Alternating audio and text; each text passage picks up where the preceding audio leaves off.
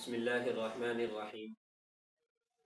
میرے عزیزو، میں آپ کے سامنے ایک واقعہ مختصراً بیان کر رہا ہوں، والدہ کے اوپر ہے کہ ایک شخص تھا کہ وہ اپنی موت کے قریب تھا، اور موت کے قریب تھا تو اس کی زبان پر کلمہ توحید لا الہ الا اللہ جاری نہیں ہو رہا تھا۔ تو ایک شخص اللہ کے نبی صلی اللہ علیہ وسلم کے پاس آیا اور اس شخص نے کہا کہ فلاں جگہ پر ایک نوجوان لڑکا ہے اور وہ قریب المرگ، یعنی وہ موت کے قریب ہے اور وہ کلمہ توحید لا الہ الا اللہ نہیں پڑھ پا رہا ہے۔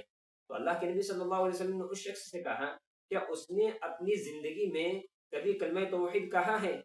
تو اس نے کہا ہاں، اس نے اپنی زندگی کے اندر کہا ہے۔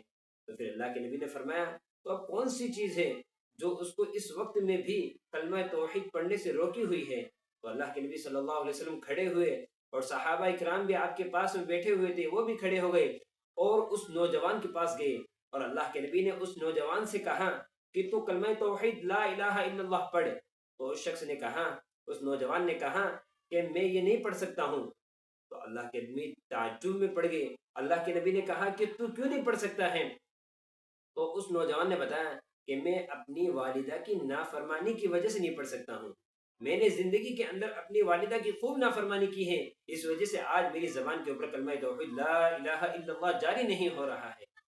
تو اللہ کے نبی صلی اللہ علیہ وسلم نے اس کی والدہ کے پاس ایک قاصد بھیجا، اور وہ والدہ، اس نوجوان کی والدہ اللہ کے نبی کے پاس آئی۔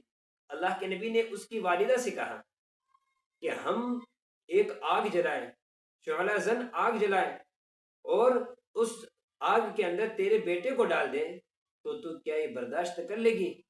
کیا تو اس وقت اپنے بیٹے کو معاف نہیں کرے گی؟ تو اس عورت نے کہا ہاں، میں اس وقت ضرور اپنے بیٹے کو معاف کر دوں گی۔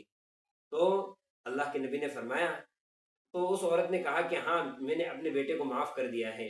تو جیسے ہی اس نے یہ الفاظ کہے کہ میں نے اپنے بیٹے کو معاف کر دیا، تو اللہ کے نبی صلی اللہ علیہ وسلم نے اس نوجوان سے کہا کہ تو اب کلمہ توحید پڑھ۔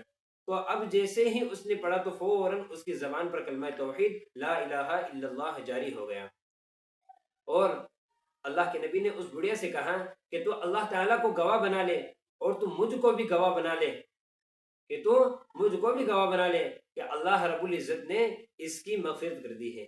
لہٰذا ہمیں چاہیے کہ ہم خوب اپنی والدہ کی فرما برداری کریں، اور والدہ سے مراد یہ نہیں ہے کہ صرف والدہ ہی کی کریں، اپنے والد کی بھی کریں، اپنے عزیز و اقارب جتنے بھی ہیں ان کے ساتھ حسن سلوک سے پیش آئیں۔ اللہ تعالی ہم سب کو ان تمام باتوں پر عمل کرنے کی توفیق نصیب عطا فرمائے۔